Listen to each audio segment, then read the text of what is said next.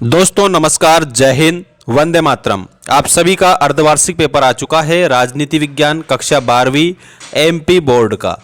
यहाँ आपके लिए एक सामान्य जानकारी जो कि मैं पहले ही आपको बता देता हूँ। आपकी अर्धवार्षिक परीक्षा और आपकी वार्षिक परीक्षा के लिए हमारा ऐप आ चुका है। मेंस एजुकेशन ऐप आप डाउनलोड कर लीजिएगा, जिसमें आप लोगों को सभी वीडियोस मिल जाएंगे, पीडीएफ मिल जाएंगे, सारी के सारी टेस्ट सीरीज़ आप लोगों को वहां पर हम बता देंगे। कुल मिलाकर आपको सारी जानकारी मेंस एजुकेशन यूट्यूब चैनल पर एनुअल एग्जाम से रिलेटेड मिलने वाली है। तो ऐप की लिंक हमने डाल दी है चैनल के अबाउट सेक्शन में और यूट्यूब चैनल के अबाउट सेक्शन में भी डाल दी है। कुल मिलाकर कहने का मेरा तात्पर्य ये है, डिस्क्रिप्शन में भी देखने को मिलेगी, इस वीडियो की डिस्क्रिप्शन में भी देखने को मिलेगी और अबाउट सेक्शन में भी देखने को मिलेगी। और गूगल प्ले स्टोर पर आप मेंस एजुकेशन लिख देना तो वहाँ पर भी आप जाकर ऐप को डाउनलोड कर सकते हैं। आज मैं राजनीति शास्त्र का आपका पूरा पेपर बताऊंगा, कक्षा 12वीं एमपी बोर्ड का। और ये इंस्ट्रक्शन जो आपको दिए हैं इनके आधार पर ही आपका पूरा पेपर होने वाला है। ये रहा, सही विकल्प चुनकर लिखिए मैं आपका पहला प्रश्न।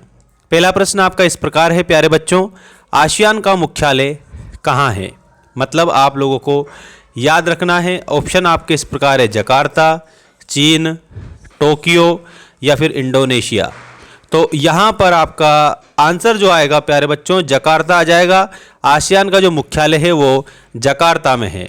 इसके बाद आपका दूसरा प्रश्न भी सामने ही आ चुका है।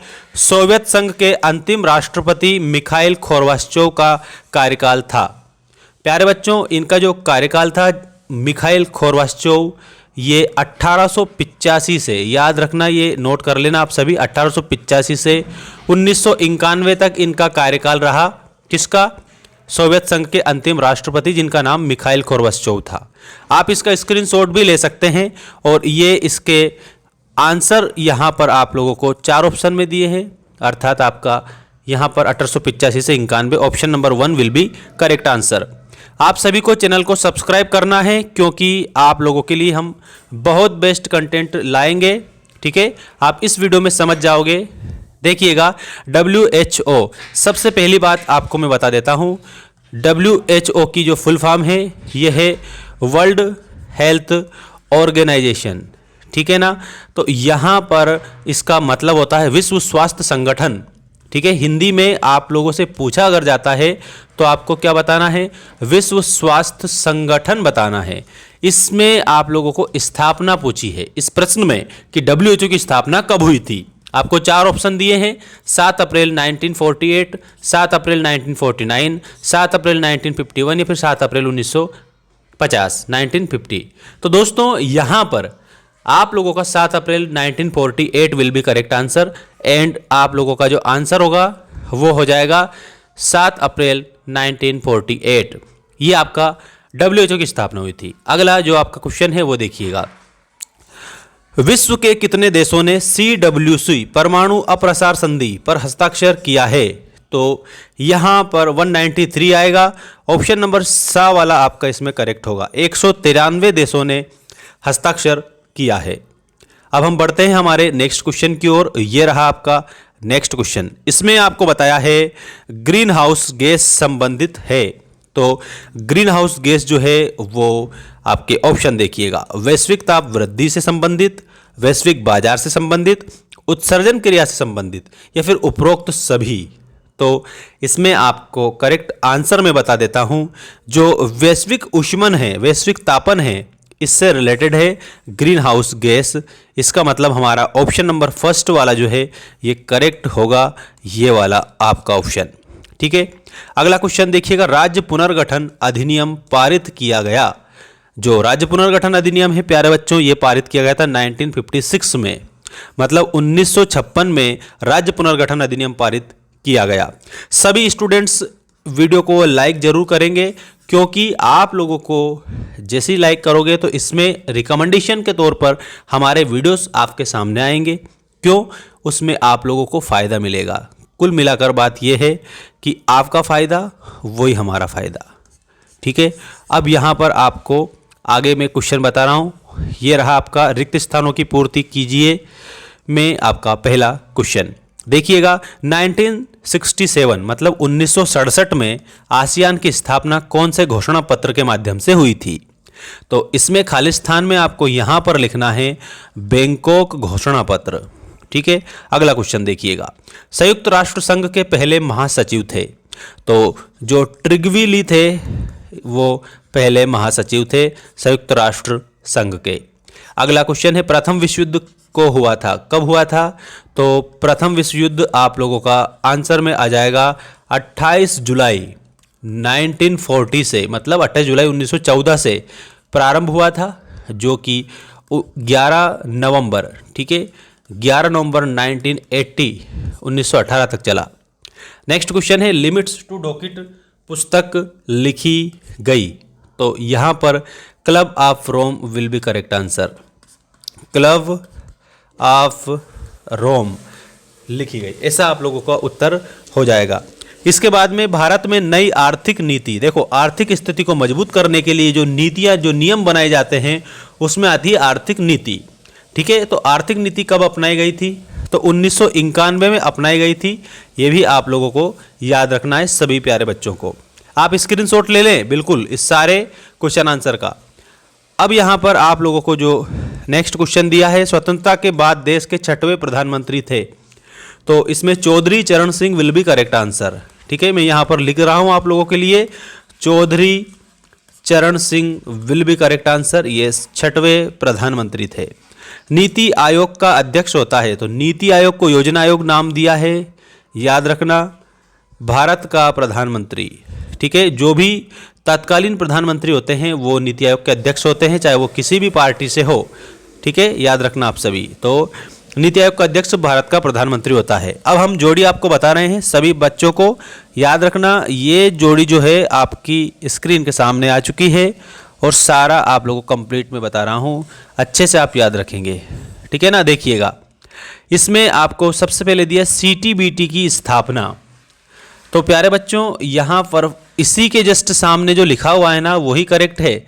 CTBT की स्थापना में 24 सितंबर 1996 1996। WTO की फुल फॉर्म में आपको बता देता हूँ, वर्ल्ड ट्रेड ऑर्गेनाइजेशन। ठीक है, विश्व व्यापार संगठन है ये। इसका मुख्यालय पूछा है आपसे तो वो जिनेवा में है। उसी के सामने जो दिया है यही करेक्ट आपका आंसर के रूप में हो जाएगा। आपको सभी को ऐसा याद रखना है। देखो CTBT की स्थापना के आगे यही आएगा और WTO का मुख्यालय जिनेवा, यही इसके सामने का करेक्ट है। ये बिल्कुल आपको ऐसे सबको याद रखना है। इसके बाद में हम आपको बता रहे हैं अगला जो क्वेश्चन वो इसी में दिया है, देखिएगा। द्रौपदी मुर्मू जी जो हैं ये भारत की राष्ट्रपति, ये आप लोगों का करेक्ट आंसर हो जाएगा। ठीक है, और जयप्रकाश नारायण के आगे आप लोगों को क्या याद रखना है प्यारे बच्चों? इसमें आप लोगों का संपूर्ण क्रांति आपका उत्तर होगा। जयप्रकाश नारायण के आगे आप संपूर्ण क्रांति उत्तर के रूप में करेंगे। ठीक है, इसके बाद में आप लोग देख सकते हैं सिक्किम भारत का राज्य बना। तो सिक्किम जो भारत का राज्य बना ना, इसमें आपका 22वां राज्य बना, ये आप उत्तर के रूप में याद रखेंगे सभी बच्चे। ठीक है ना। कांग्रेस पार्टी के प्रथम अध्यक्ष व्योमेश चंद्र बनर्जी, ये आप लोगों को इसी के जस्ट सामने जो लिखा है व्योमेश चंद्र बनर्जी, ये करेक्ट उत्तर के रूप में याद रखना रहेगा।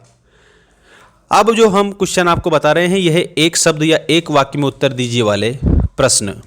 पहला प्रश्न है आपका, सोवियत संघ में कुल कितने गणराज्य थे? तो प्यारे बच्चों सोवियत संघ में 15 गणराज्य थे। ठीक है, ताशकंद समझौता कब हुआ था? तो 10 जनवरी 1966, 10 जनवरी 1966 को ताशकंद समझौता हुआ था। इसके बाद में ग्लोबल वार्मिंग क्या है? तो global warming methane, carbon dioxide और क्लोरोफ्लोरो जो कार्बन होती है गैस, इसके माध्यम से जो तापमान बढ़ जाता है, विश्व का तापमान बढ़ जाता है, उसको ग्लोबल वार्मिंग कहा जाता है। ऐसा आप लोग याद रखना। जैसे वार्म का मतलब क्या होता है? वार्म का मतलब होता है गर्म होना। ठीक है, वार्म का मतलब गर्म होना होता है। ग्लोबल मतलब संपूर्ण विश्व, मतलब संपूर्ण विश्व का जब तापमान बढ़ जाता है उसी को ग्लोबल वार्मिंग कहते हैं। इसमें जो गैसें हैं वो है मीथेन, कार्बन डाइऑक्साइड और क्लोरोफ्लोरो कार्बन। ठीक है, ऐसा आप याद रखना। इसके बाद में हैदराबाद के शासक को कहा जाता है, तो हैदराबाद के जो शासक है उसको निजाम बोला जाता है, लेकिन पूरा नाम मैं आपको बता रहा हूं, याद रखिएगा आप सभी, निजाम उल मुल्क, ठीक है, ऐसा उसको पूरा बोला जाता है। निज़ाम उल मुल्क, ये हैदराबाद के शासक को कहा जाता था। प्रथम पंचवर्षीय योजना के योजनाकार कौन थे? पंडित जवाहरलाल नेहरू, ठीक है। तो पंडित जवाहरलाल नेहरू आपको याद रखना है। भारत की आपातकालीन शक्तियां हैं, तो भारत की आपातकालीन शक्तियों के रूप में अनुच्छेद बता देता हूं, 352 याद रखना, अनुच्छेद 356 याद रखना और अनुच्छेद 360 याद रखना, ठीक है। अनुच्छेद 360 आप लोगों को याद रखना है। इसके बाद में जयललिता मुख्यमंत्री थी, तो ये तमिलनाडु की मुख्यमंत्री थी। आप लोगों को ऐसे उत्तर के रूप में याद रखना रहेगा। Tamil Nadu will be correct answer. इसके बाद सत्य असत्य बताइए वाले क्वेश्चन आप देख सकते हैं। ये रहे आपके सत्य असत्य वाले क्वेश्चन। यूरोपीय संघ के संसद में 785 सदस्य हैं, तो इसमें आप लोगों को असत्य बताना है, ठीक है। भारत सुरक्षा परिषद का स्थायी सदस्य है, तो इसमें भी आप लोगों को क्या बताना है? इसमें भी आप लोगों को असत्य के रूप में इसे बताना रहेगा, ठीक है ना। तो यहाँ पर ये भी आप लोगों का असत्य। वर्ल्ड ट्रेड सेंटर ब्रिटेन में है, तो ये भी आपका गलत होगा, असत्य, ठीक है। और एमनेस्टी इंटरनेशनल का संबंध मानव अधिकारों की रक्षा से है, तो प्यारे बच्चों ये जो आपका है ये जरूर आपका क्या हो जाएगा? सत्य हो जाएगा। नीली क्रांति का संबंध दुग्ध उत्पादन से था, तो ये गलत होगा, क्योंकि नीली क्रांति का संबंध दुग्ध उत्पादन से नहीं होता है। शिमला समझौते में अटल बिहारी वाजपेयी संलग्न थे, तो इसमें आप लोगों को असत्य बताना रहेगा, ये भी आपका गलत है, ठीक है। अब बाकी जो क्वेश्चन है आपको नेक्स्ट वीडियो में हम बताएंगे।